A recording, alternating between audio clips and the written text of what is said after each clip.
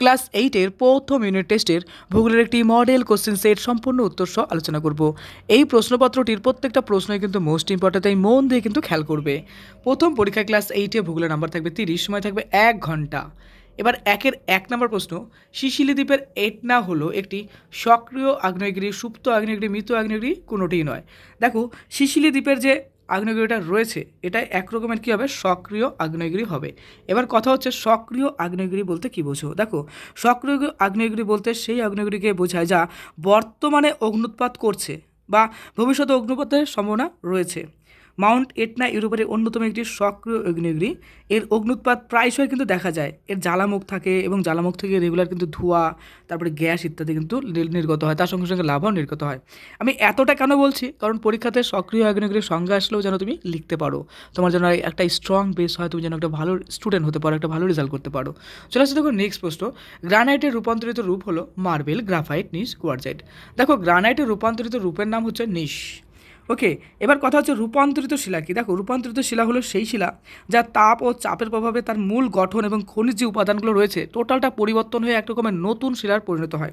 এটা কিন্তু আমরা বলতে পারি কি বলতো, এটাই বলতে পারি হচ্ছে রূপান্তরিত শিলা। তো এই ক্ষেত্রে গ্রানাইটও কি এক রকমের শিলা। তো এই শিলাটা কি প্রচণ্ড তাপ এবং চাপে কী হয়, বিভিন্ন রকম তার যে উপাদানগুলো রয়েছে সেটার পুনর্বিন্যাস ঘটে সেটা কিন্তু একটা নতুন পদার্থ উৎপন্ন করে, সেটার নামে কিন্তু নিশ। Concept clear? নেক্সট 3 নাম্বার, ক্যারেজ প্রথার মাধ্যমে জলসেচ করা হয় মায়ানমার, বাংলাদেশ, পাকিস্তান, শ্রীলঙ্কা। ক্যারেজ প্রথার মাধ্যমে জলসেচ করা হয় কোথায় বলো তো? এটা পাকিস্তানে করা হয়। ক্যারেজ প্রথা সম্পর্কে কিন্তু অনেক সময় টিকাও আসে, 2 নম্বরের প্রশ্নও আসে, বা ক্যারেজ প্রথা সম্পর্কে যা যেন লেখো সেই ব্যাপারে কিন্তু 3 নম্বরের প্রশ্নও আসে। তো আমরা একটু ডিটেলস জেনে নিই, যদি আসে পরীক্ষায় ভালো করে পড়ে নিই, তাই না? দেখো, ক্যারেজ প্রথা হলো ভূগর্ভস্থ জলনালী যা দূরবর্তী উৎস থেকে জলকে কী করে মাধ্যাকর্ষণ শক্তির মাধ্যমে কৃষিজমি বা বসতিতে নিয়ে আসে। অর্থাৎ পাকিস্তানে কিন্তু প্রচণ্ড পরিমাণে তাপ, সূর্যের তাপ, যে কোনো জলগুলো শুকিয়ে যায়, তারা কী করে মাটির তল দিয়ে ড্রেন করে কিন্তু জল এক জায়গার থেকে অন্য জায়গায় কৃষিকাজের জন্য নিয়ে যায়। বুঝতে পারলে তো? অর্থাৎ জল কিন্তু বাঁচাচ্ছে। তো পাকিস্তানের একটা জায়গা রয়েছে বেলুচিস্তান, সেই জায়গায় কিন্তু প্রচুর পরিমাণে ক্যারেজ প্রথার ব্যবস্থা রয়েছে। তো আমাদের হয়ে গেল অ্যানালাইসিস। নেক্সট 4 নম্বর, নিম্নলিখিত কোন দেশে কোন সামুদ্রিক বন্দর নেই? কোনো সামুদ্রিক বন্দরই নেই। কোন দেশে নেই? এখানে দেখো, বাংলাদেশ তো সমুদ্রবর্তী এলাকা থাকবে, শ্রীলঙ্কাও সমুদ্রবর্তী এলাকা থাকবে, পাকিস্তানেও থাকবে, কিন্তু নেপালে নেই। নেপালের কোনো সামুদ্রিক বন্দর নেই কেন? কারণ নেপালে তো কোনো রকম সমুদ্র নেই, তাই না? অর্থাৎ নেপালের চারিদিকটা কিন্তু বলতে পারি, যেরকম একদিকে নেপালে রয়েছে কি চীন, একদিকে রয়েছে মায়ানমার, একদিকে রয়েছে ভারতবর্ষ। এবার কথা হচ্ছে চারদিক দিয়ে তো স্থলভূমি, যে কারণে নেপালে কিন্তু কোনো রকমের সামুদ্রিক বন্দর নেই। ডিটেল জানলাম। নেক্সট, ম্যাগমা কি? খুব ইম্পর্ট্যান্ট একটা প্রশ্ন। দেখো, ভূগর্ভের পদার্থ প্রচণ্ড তাপ এবং চাপে, গ্যাস বাষ্প মিশ্রিত হয়ে গুলিত অবস্থায় থাকলে ভূগর্ভের অভ্যন্তরে কোনো পদার্থ, তাকে আমরা বলবো কি? ম্যাগমা। আর সেটা যে সময় বাইরে বেরিয়ে ছড়িয়ে পড়বে সেটাকে বলবো কি? লাভা। Concept clear? আচ্ছা, নেক্সট প্রশ্ন চলে আসছি, নিফের সীমায় প্রধানত কোন কোন ধাতুগুলি পাওয়া যায়? এবার ডিটেলস জানবো। দেখো, নিফের সীমায় প্রধানত লোহা পাওয়া যায়, সিলিকন পাওয়া যায়, নিকেল পাওয়া যায়, ম্যাগনেসিয়াম পাওয়া যায়। দেখো, এর মধ্যে মেনলি থাকে কি? নিকেল, লোহা, সিলিকন এবং ম্যাগনেসিয়াম। এবার ডিটেলস জানি। দেখো, নিফেসীমা হলো পৃথিবীর অভ্যন্তরের একটি স্তর। নিফে শব্দটি হচ্ছে নিকেল এবং লোহা থেকে এসছে, দুটি উপাদানের প্রথম অক্ষর নিয়ে গঠিত হয়েছে, যা এই স্তরের প্রধান উপাদান।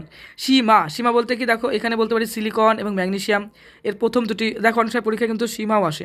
তো সীমা কি? সিলিকন এবং ম্যাগনেসিয়াম দিয়ে তৈরি, এই দুটো অক্ষর দিয়ে, অর্থাৎ সিলিকনের সি এবং ম্যাগনেসিয়ামের মি, অর্থাৎ ম্যা, এটা দিয়ে কিন্তু সীমা তৈরি হচ্ছে, যা এই স্তরের প্রধান অন্যতম গুরুত্বপূর্ণ উপাদান। তাছাড়াও তুমি বলতে পারো যেরকম শিয়াল বলতে কি? সিলিকন এবং অ্যালুমিনিয়ামের তৈরি একটা উপাদান। দেখো, শিয়ালটাও ইম্পর্টেন্ট, সীমাও ইম্পর্টেন্ট, নিপে সীমাও ইম্পর্টেন্ট, সবগুলা কিন্তু আমি বলে দিলাম তোমার পরীক্ষার জন্য। ওকে, দেখো অ্যান্সার দেখে নাও, তাই আছে। নেক্সট, কোন স্কেলের সাহায্যে ভূমিকম্পের ক্ষয়ক্ষতি এবং তীব্রতার পরিমাপ করা হয়? তো অবশ্যই রিক্টার স্কেল। তো যদি বলে স্কেল তাহলে বলতে হবে রিক্টার, আর যদি যন্ত্র বলে তাহলে বলবো সিসমোগ্রাফ। আমি সিসমোগ্রাফ সম্পর্কে একটা প্রশ্ন ক্রিয়েট করে রাখলাম, তোমাকে আমি নেক্সটে বুঝাবো না। দেখো, রিক্টার স্কেলের ভূমিকম্পের কী করে? তীব্রতা পরিমাপ করে। এটার একটা স্কেল রয়েছে, উঁচু ক্লাসে বলবে লগারিদম স্কেল, তার উপর ডিপেন্ড করে বানানো। এই স্কেল ভূমিকম্পের সময় নির্গত শক্তির পরিমাণ নির্ধারণ করে। রিক্টার স্কেলের প্রতিটি একক বৃদ্ধির পরিমাণ মানে কি বলতো? তীব্রতা মাপা হয়, এবং এর সাহায্যে কিন্তু বলতে পারি যে ভূমিকম্পের তীব্রতাটা কত, এর ফলে ভূমিকম্পের ফলে কতটা ক্ষয়ক্ষতি হতে পারে। এই স্কেলের কাজগুলো কিন্তু এগুলো, বুঝতে পারলে তো? কনসেপ্ট ক্লিয়ার হলো তো? আচ্ছা, চলে আসছি নেক্সট প্রশ্নতে, যে একটি উপপাতলিক শিলার উদাহরণ, এটা হবে ডলেরাইট। কী বলো তো? ডলেরাইট। উপপাতলিক শিলা কী বলো তো? অনেক সময় প্রশ্ন আসে উপপাতলিক শিলা কাকে বলে। তো সেই আগ্নেয় শিলা যা ভূপৃষ্ঠের খুব কাছে ফাটল বা গহ্বরের ম্যাগমা জমাট বেঁধে ধীরে ধীরে শীতল হওয়ার ফলে গঠিত হয়। এই শিলাগুলি পাতালিক শিলার মতো সম্পূর্ণরূপে স্ফটিকার হয় বা বা অনেক সময় বলতে পারি নিঃসারী শিলার মতোই খুব মিহি দানাকারও হয়।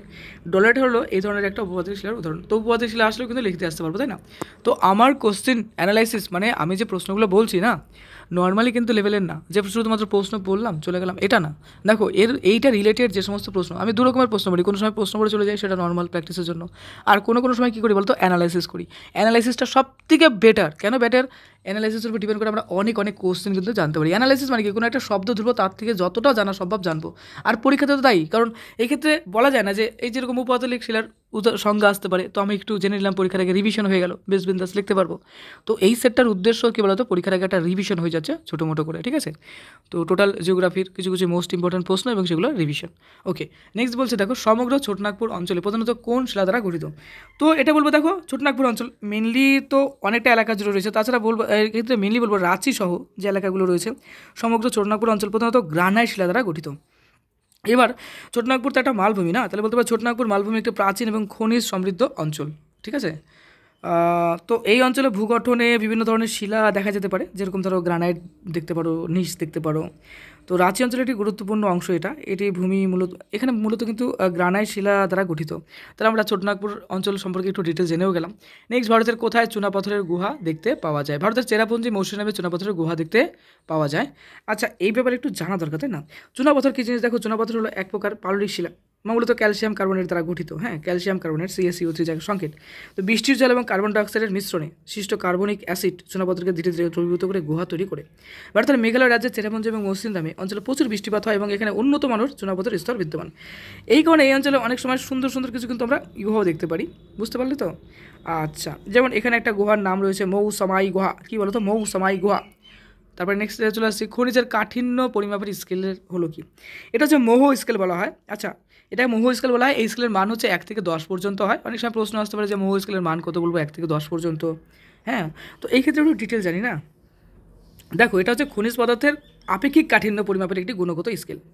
এই স্কেলে 1 থেকে 10 পর্যন্ত তো মান থাকে। এই মানের উপর ভিত্তি করে খনিজ পদার্থ তাদের আঁচড় কাটার ক্ষমতার ভিত্তিতে সাজানো, মানে কতটা আঁচড় কাটছে। তার মানে কি, দেখো ট্যাল্ক সবচেয়ে, যেরকম এর মধ্যে হতে পারে ট্যাল্ক হতে পারে, যেরকম ট্যাল্ক নামে একটা পদার্থ আছে, তার সবথেকে নরম হয়, এর মান হয় 1। আবার হীরা সবচেয়ে কঠিন, তার মান হয় 10। কোনো খনিজ পদার্থ কতটা কঠিন, মানে কতটা শক্ত, তার আঁচড় কাটার ক্ষমতা কত, এর উপর কিন্তু ডিপেন্ড করে এটা বানানো। নেক্সট, সার্কের প্রোনাম কি? সার্কের প্রোনাম কি আমরা জানি যে সার্কের প্রোনাম হচ্ছে south Asian association for regional cooperation. এবার সার্কের মধ্যে 8টা দেশ রয়েছে, একদম ডিটেলস জানবো সার্ক সম্পর্কে। দেখো, 8খানা দেশ রয়েছে, সেই দেশগুলোর নাম কি আমাদের জানা দরকার। অনেক সময় প্রশ্ন আসতে পারে 8টি দেশের নাম কি, বা সার্কের অন্তর্গত দেশ সংখ্যা কত, আমরা জেনে গেলাম 8টা। সার্কের সদর দপ্তর কোথায়, বলবো নেপালের কাঠমান্ডুতে। এটা প্রতিষ্ঠিত হয় কবে, বলবো 1985 খ্রিস্টাব্দে। দেখো, সার্ক সম্পর্কে যতগুলো শর্ট প্রশ্ন আসার সম্ভাবনা আমরা কিন্তু আলোচনা করলাম। এইবার আরেকটু বেশি করে জানি না যে সেই দেশগুলোর নাম কি। এর মধ্যে রয়েছে, দেখো ভারতবর্ষ রয়েছে, মানে আমাদের দেশ, তাই না? ভুটান রয়েছে, বাংলাদেশ রয়েছে, মালদ্বীপ রয়েছে, নেপাল রয়েছে, পাকিস্তান রয়েছে, শ্রীলঙ্কা রয়েছে, আফগানিস্তান রয়েছে। এই 8টি সংস্থা রয়েছে। আচ্ছা, এর অ্যাকচুয়ালি কাজগুলো কি? এর হচ্ছে কাজ হচ্ছে দেশ বিদেশের, মানে আমাদের এই যে 8টা দেশ রয়েছে তাদের অর্থনৈতিক অবস্থা, সাংস্কৃতিক অবস্থা, রাজনৈতিক অবস্থা, তারপরে সামাজিক সহযোগিতা, সব কিছু কিন্তু খেয়াল করা। Concept clear? নেক্সট, ভূমিকম্প মাপার যন্ত্রের নাম কি? একটু আগে বললাম যে, তো যদি বলে যন্ত্র তাহলে বলতে হবে সিসমোগ্রাফ, আর যদি বলা হয় স্কেল তাহলে বলবো রিক্টার স্কেল। Concept clear? এটা তো আগে আলোচনা হয়ে গেল, তাই না? আচ্ছা, সিসমোগ্রাফ ব্যাপারটা জানলাম আমরা। তো এই যন্ত্র হচ্ছে কি, মেনলি ভূমিকম্পের তরঙ্গ রেকর্ড করা হয়। মনে রাখবা, ভূমিকম্পের কী রেকর্ড করা হয়? তরঙ্গ রেকর্ড করা হয়। এই যন্ত্র ভূপৃষ্ঠের কম্পনকে কী করে, গ্রাফের আকারে, গ্রাফ যেটা লেখচিত্র বলি, সেই গ্রাফের আকারে কিন্তু এটাতে কিন্তু লিখিত হয়, মানে রেকর্ড হয়। সিসমোগ্রাফ বিশ্লেষণ করলে এবার ভূমিকম্পের তীব্রতা কেমন আছে, কোথায় উৎপত্তি হচ্ছে, বা অন্যান্য অনেক বৈশিষ্ট্য আমরা জানতে পারি। তাহলে এটা সম্পর্কেও যদি কোনো কোশ্চেন আসে, ডিটেলস লিখিতে আসতে পারবো, তাই না? নেক্সট 15 নম্বর, ড্যাশকে ভারতের খনিজ ভান্ডার বলা হয়। কাকে বলা হয়? এটা তো অবশ্যই ছোটনাগপুর মালভূমিকে ভারতের খনিজ ভান্ডার বলা হয়। একটু আগে পড়লাম, কারণ এখানে এত পরিমাণে খনিজ পাওয়া যায়। এবার কথা হচ্ছে, দাদা কোন কোন খনিজ পাওয়া যায়? দাদা তুমি বলো। অবশ্যই বলবো। দেখো, এখানে কয়লা পাওয়া যায়, লোহা পাওয়া যায়, বক্সাইট পাওয়া যায়, অব্র পাওয়া যায়, ম্যাঙ্গানিজ পাওয়া যায়, আকরিক পাওয়া যায়, ঠিক আছে? আকরিক লোহা যেটাকে বলে, লোহা আকরিক, হ্যাঁ, এগুলো পাওয়া যায়। তারপরে অনেকে, মানে আরেকটা রিসার্চ চলছে যে ইউরেনিয়াম, এই টাইপের মূল্যবান পদার্থ হয়তো এখানে পাওয়া যেতে পারে বা পাওয়া যাচ্ছে, ঠিক আছে? এই সমস্ত কারণে এইটাকে বলা হয় কি বলতো, ছোটনাগপুর মালভূমিকে ভারতের খনিজ ভান্ডার বলা হয়। নেক্সট, পিট কয়লা কিসে রূপান্তরিত হয়? দেখো, পিট কয়লা মেনলি গ্রাফাইটে রূপান্তরিত হয়। এবার আমরা একটু পড়ি। দেখো, কয়লা হলো জীবাশ্ম জ্বালানি বা যা উদ্ভিজ্জ পদার্থের দীর্ঘকালীন পচনের ফলে তৈরি, মানে জীবাশ্ম জ্বালানি। এবার পিট হলো কয়লার প্রাথমিক স্তর, যাতে কার্বনের পরিমাণ তুলনামূলকভাবে কম থাকে। দেখো, অ্যাকচুয়ালি যদি বলো যে দাদা কত রকমের কয়লা আছে, দেখো আমরা বলবো লিগনাইট, বিটুমিনাইট, অ্যান্থ্রাসাইট, পিট। লিগনাইট, বিটুমিনাস, অ্যান্থ্রাসাইট, পিট, তাই কি না? তাহলে পিট কয়লা, পিটের থেকে ভালো হচ্ছে লিগনাইট কয়লা, লিগনাইটের থেকে ভালো হচ্ছে বিটুমিনাস, আর সব থেকে ভালো হচ্ছে আন্থ্রাসাইট কয়লা। কেন? আন্থ্রাসাইটের মধ্যে সব থেকে বেশি কার্বনের পরিমাণ থাকে। ক্লিয়ার তো? আচ্ছা, তারপর চলে আসছি পরের প্রশ্ন, কত সালে সার্ক গঠিত হয়? তুমি তো একটু আগে শুনলে, এটা কত সালে? 1985 সালে, একটু আগে বললাম। সার্কের সদর দপ্তর নেপালের কাঠমান্ডু। কতগুলো দেশ আছে? 8টি দেশ আছে। ক্লিয়ার হয়ে গেল আমাদের জানা। তারপর আছে নিজের প্রশ্নের উত্তর দাও। দেখো 3-5-15। প্রথম প্রশ্ন, যে বিপর্যয় ব্যবস্থাপনায় কী করা উচিত? বিপর্যয় ব্যবস্থাপনা বলতে যেরকম ঝড় হতে পারে, ভূমিকম্প হতে পারে, সেই সমস্ত ব্যাপারে। তো বলছে যে বিপর্যয় ব্যবস্থাপনা বলতে যদি ভূমিকম্প হয় তাহলে বলবো যে বাড়ির ঝুঁকিপূর্ণ যে বিষয়গুলো রয়েছে, যেগুলো দুর্বল জায়গাগুলো আছে, সেগুলো মেরামত করা দরকার আছে। তো তারপর বলতে পারি যে দুর্যোগ মোকাবেলার পরিকল্পনা করা উচিত, জরুরিকালীন জিনিসপত্রগুলি গুছিয়ে রাখা উচিত, বাড়ির দুর্বল জায়গা মেরামত করা, ভূমিকম্প চলাকালীন কোনো শক্ত আশবাসের তলায় আশ্রয় নেওয়া, কম্পন থেমে গেলে আঘাত ক্ষয়ক্ষতির অনুসন্ধান করা, বিপর্যয় ব্যবস্থাপনা পরিকল্পনা অনুসরণ করা। এই তো গেল পাললিক শিলার 3টে বৈশিষ্ট্য। দেখো, পাললিক শিলায় প্রথমত জীবাশ্ম দেখা যায়। এই শিলা নরম, সচ্ছিদ্র হয়, ভঙ্গুর হয়। এই শিলায় প্রবশ্যতা খুব বেশি হয়। বাস হয়ে গেল। নেক্সট আসছি, গ্রাফাইট উৎপাদনে কোন দেশ পৃথিবীতে প্রথম স্থান অধিকার করে? আমরা বলবো যে এটা হচ্ছে কি, এটা হচ্ছে শ্রীলঙ্কা।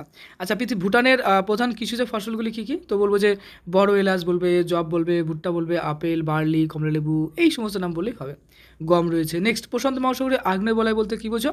বলবো যে পৃথিবীর অধিকাংশ জীবন্ত আগ্নেয়গিরি প্রশান্ত মহাসাগরের বলয়ের মতো প্রশান্ত মহাসাগর যে রয়েছে তার চার সাইডে ঘিরে রয়েছে। এই জন্য প্রশান্ত মহাসাগরের দুদিকের উপকূলের আগ্নেয়গিরি বলয়কে প্রশান্ত মহাসাগরের আগ্নেয় বলয় বলা হয়। পৃথিবীর যদি বলি যে 70% অর্থাৎ বেশিরভাগ অংশ কিন্তু এই আগ্নেয়গিরি অর্থাৎ এই ভূমিকম্প এই বলয় হয়। এই বলয়ের প্রধান আগ্নেয়গিরিগুলোর নাম আমাদের জানতে হবে। ফুজিয়ামা হতে পারে, পিনাটুবো, ক্রাকাতুয়া, সেন্ট হেলেন্স, পোপা ক্যাটিও পেটল, তারপর যেরকম হচ্ছে কোটো প্যাক্সি, এরকম বিখ্যাত জায়গাগুলো কিন্তু এখানে অবস্থিত। নেক্সট 5 নম্বর, সংঘাত শিলা এবং অসংঘাত শিলা কাকে বলে? উদাহরণসহ লেখো। প্রাচীন শিলা চূর্ণ বিচূর্ণ, অর্থাৎ শিলাগুলো পুরাতন কোনো শিলা ছিল সেগুলো চূর্ণ বিচূর্ণ ভেঙে চুরে সাফ হয়ে গেল, চূর্ণ বিচূর্ণ ক্ষয়প্রাপ্ত হয়ে বহুদিন ধরে জমাট বেঁধেছে যে শিলা সৃষ্টি করছে তাই হচ্ছে সংঘাত শিলা। উদাহরণ দিতে হবে, কংক্লোমারেট উদাহরণ দিতে পারো। এবার রাসায়নিক উপায় অথবা যৌগিক উপায় সৃষ্ট শিলাকে আমরা কী বলবো? অসংঘাত শিলা। ক্লিয়ার? তার মানে কী হচ্ছে, রাসায়নিকভাবে হতে পারে বা অথবা বলতে পারি যে যৌগিক উপায় হতে পারে, তাকে বলবো যে অসংঘাত শিলা। উদাহরণ বলতে পারি চুনাপাথর। নেক্সট চলে আসি, ক্যারেজ প্রথা কি? একটু আগে আমরা পড়লাম, দেখো ওটাই আবার এখানে আছে। পাকিস্তানের জলসেচ প্রধানত খালের মাধ্যমে হয়ে থাকে। সিন্ধু ও তার উপনদীগুলোতে বাদ দিয়ে জলাধার তৈরি করা হয়েছে। জলাধারগুলো থেকে একাধিক সেচ খাল কাটা হয়েছে। পাকিস্তানের বেশিরভাগ জলসেচ এইভাবে করা হয়, তবে পশ্চিমের শুষ্ক অঞ্চলে মাটির নিচে সুড়ঙ্গ কেটে কৃষিক্ষেত্রে জল নিয়ে যাওয়ার কথা আছে, যা ক্যারেজ প্রথা নামে পরিচিত। ভিডিওটা কেমন লাগলো? ভালো লাগলো? তাহলে অবশ্যই কিন্তু ভিডিওটা শেয়ার করে দিবে, অবশ্যই কিন্তু শেয়ার করে দিও। চ্যানেলে নতুন হলে এক্ষুনি সাবস্ক্রাইব করে দিও। আর তুমি পরীক্ষা কিন্তু ভালো করে দিবে, ঠিক আছে? তোমার কাছে আমি অনেক একটা ভালো রেজাল্ট আশা করি। তোমার পরীক্ষা অনেক অনেক অনেক অনেক অনেক অনেক অনেক অনেক ভালো হোক। পরীক্ষার জন্য তোমাকে জানাই বেস্ট অফ লাক।